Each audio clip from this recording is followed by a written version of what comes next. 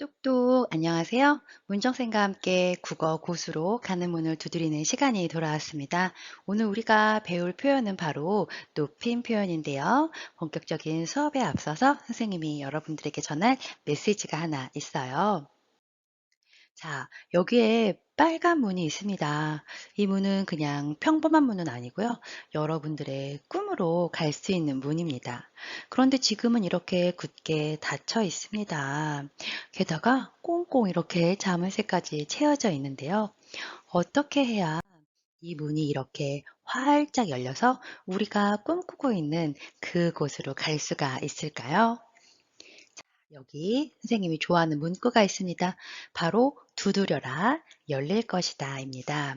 아까 굳게 닫혀 있었던 그 문 똑똑 두드리면 열릴 거예요. 그리고 꽁꽁 잠겨져 있었던 그 자물쇠도 자, 여기 선생님 이렇게 열쇠가 있습니다. 이 열쇠로 철컹철컹 풀면 굳게 닫혀 있었던 그 문이 활짝 열려서 우리가 원하는 그 꿈으로 다 갈 수가 있을 겁니다.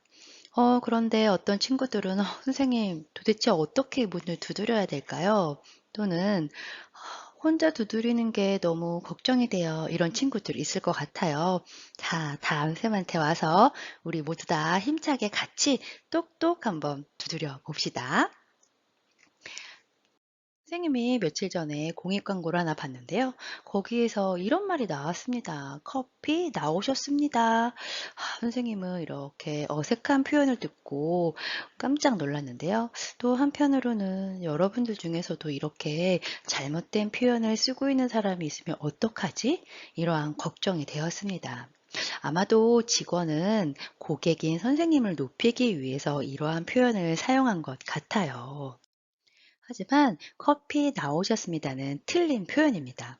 자, 시를 바르게 쓴 사례를 볼게요. 선생님, 이름이 참 멋있으시네요. 자, 선생님 이름을 높이고 있죠. 자, 이름은 선생님과 밀접한 관계를 맺고 있는 대상이에요. 그쵸? 그래서 이걸 통해서 주어인 선생님을 높이고 있는 것입니다. 그런데 커피는요, 선생님이랑 밀접한 관계를 맺고 있다고 볼 수 없습니다. 따라서 여기서는 시를 사용하면 안 됩니다. 오늘은 여러분 이렇게 선생님이 높임 표현에 대해서 공부를 같이 해보려고 하는데요. 현대 그리고 중세 국어의 높임 표현을 한번 쫙 살펴보도록 하겠습니다. 먼저 높임 표현의 종류를 알아야 될 것 같아요. 높임의 대상에 따라서 주체, 객체, 그리고 상대 높임으로 나눌 수가 있는데요. 중세국어와 현대국어 모두 다 높임 구분, 이렇게 세 가지로 구분하는 것은 동일합니다. 근데 각각 그 실현하는 방법이 달랐어요. 하나씩 살펴보겠습니다. 자, 먼저 주체 높임은 행위의 주체인 문장의 주어를 높이는 표현을 말하는데요. 현대국어에서는 선어말 어미, 시, 그리고 주격 조사 깨서 특수 어휘, 잡수다, 계시다 등을 사용합니다. 예를 한번 볼게요. 선생님이 책을 보면서 밥을 먹는다. 맞는 표현인가요? 아니죠. 자, 선생님 이가 아니라 자, 주격조사 깨서를 써야 되고요. 책을 보는 게 아니라 보시면서 그리고 밥을 먹는 게 아니라 잡수신다. 자, 이렇게 바꾸는 것이 맞습니다. 중세국어 한번 살펴볼게요. 자, 선어말 어미가 사용된 건 동일한데요. 현재는 지금 시만 사용하고 있는데 과거에는 어떠한 환경에 놓이냐에 따라서 샤 또는 시를 사용했습니다. 특수 어휘를 사용했다는 것은 동일하고요. 자, 예문 한번 볼게요. 달아 높이고 도도샤 그랬는데요. 어디서 많이 본 구절이에요. 정읍사에 나왔습니다. 달님이시여 높이 돋으시어. 그래서 지금 이 달을 높이고 있는 것입니다. 그렇죠? 그래서 지금 주체 높임에서 현대와 중세 모두 다 선어말 어미 그리고 특수 어휘를 사용했다는 것을 알 수 있습니다. 자, 두 번째 높임 표현은 객체 높임입니다. 객체 높임은 서술어의 대상이 되는 목적어, 부사어를 높이는 표현을 말하는데요. 자, 현대국어에서는 부사격 조사 깨 그리고 특수 어휘를 사용합니다. 그래서 나는 선생님께 편지를 드렸다. 그래서 이 문장의 부사어인 선생님을 높이기 위해서 부사격 조사 께와 특수어의 드렸다를 사용했다는 것을 알 수 있습니다. 자, 중세국어 한번 볼게요. 자, 중세국어에서 부사격 조사 사용한 것도 동일하고요. 그리고 특수 어휘를 사용한 것도 마찬가지로 현대랑 공통점이라고 볼 수가 있는데요. 차이점이 있다면 선어말 어미, 삽, 잡 등을 사용했다는 것입니다. 과거에는 이러한 선어말 어미가 있었고 현대에는 없다는 것. 이러한 것이 차이점이죠. 자, 너의 스승을 보잡고자 하노니 라고 했습니다. 그래서 자, 목적어 스승을 높이기 위해서 자, 선어말 어미를 사용하고 있다는 것 우리가 확인할 수 있겠네요. 마지막으로 높임 표현 상대 높임입니다. 상대 높임은 대화의 상대인 청자 듣는 사람이죠. 높이거나 낮추는 것을 말하는데요.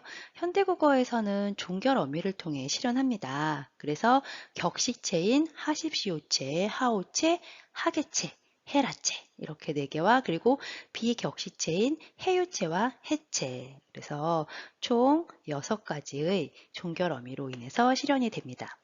자, 예문 볼게요. 예쁩니다. 예쁘오, 예쁘네, 예쁘다, 예뻐요, 예뻐. 자, 친구에게 만약에 한다고 해봐요. 와, 머리끈이 참 예뻐. 이렇게 말할 수가 있습니다. 그런데 선생님한테 이렇게 말하면 안 되겠죠. 그쵸? 선생님, 이름이 참 예쁩니다. 똑똑 문정쌤, 이름이 참 예쁩니다. 이렇게 말할 수는 있겠죠. 그래서 듣는 사람이 누구냐에 따라서 우리가 이렇게 종결 어미를 적절하게 선택해서 사용해야 되겠습니다. 자, 중세국어에서도 마찬가지로 종결 어미를 통해 실현이 되었는데요. 종결 어미 개수가 줄어요. 그쵸? 하쇼셔체, 하야쇼체, 그리고 하라체. 이렇게 3가지의 종결 어미를 통해 실현을 했고요. 그리고 선어말 어미는 하쇼셔체의 이와 이시 사용되었습니다. 자, 현대에는 선어말 어미가 사용되고 있지 않은데 중세국어에서는 사용하고 있다는 것 알 수 있습니다. 자, 용비어천가에 있었던 구절인데요. 임금아 알아쇼서예요. 그쵸? 임금을 높이기 위해서 어때요, 여러분? 지금 하쇼셔체를 사용하고 있다는 것. 그죠? 가장 높인 표현을 사용하고 있는 종결어미라는 것 알 수 있습니다. 이 임금이시여 아소서라는 거 많이 들어보셨을 것 같아요. 예전에 드라마 제목이었죠. 여선용의 나르샤의 OST 제목이 바로 이 임금아 아라쇼셔였답니다. 그쵸? 그래서 임금을 높이기 위해서 하쇼셔체를 사용하고 있다는 것 꼭 기억하세요. 지금까지 배운 내용 우리가 다시 한번 쭉 정리를 해보도록 하겠습니다. 자, 선생님이 여기다 지금 카메라를 하나 달아두었는데요. 앞으로 선생님 수업 듣다가 이러한 표시가 나오면 정지 누르고 캡처하는 거 잊지 마세요. 그리고 꼭 기억하셔야 됩니다.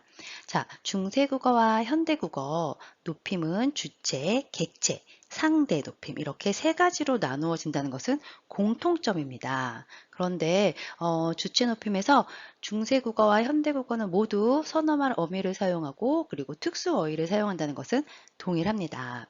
그런데 자, 객체 높임을 한번 살펴볼게요. 중세국어에서는 선어말 어미를 사용합니다. 현대국어에서는 선어말 어미를 사용하지 않죠. 그리고 나머지 부사격 조사 그리고 특수 어휘를 사용한다는 것은 공통점으로 볼 수가 있습니다.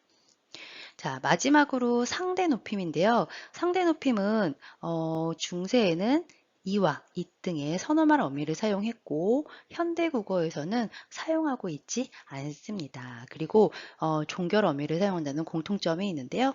자, 현대에는 이렇게 많은 종결 어미가 사용되었지만 중세 때에는 3가지만 사용했다는 것이 차이점입니다. 이렇게 한눈에 보니까요, 여러분, 중세 국어는 자, 선어말 어미를 모두 사용해서 높임 표현을 실현하고 있다는 것을 알 수가 있었습니다. 자, 오늘 이렇게 선생님과 함께 높임 표현에 대해서 중세, 현대를 하나하나 살펴보았는데요. 어렵게만 생각했던 문법 내용이었는데 이렇게 선생님과 함께 하니까 하나도 어렵지가 않았습니다. 그렇죠? 자, 여러분 너무 어렵게 생각하지 말고 질문이 있으면 언제든지 댓글 같은 거 달아주셔도 되겠습니다. 자, 똑똑 문정 선생님은 여러분들의 꿈을 향한 문을 항상 응원한다는 거 잊지 마시고요. 열심히 공부하세요.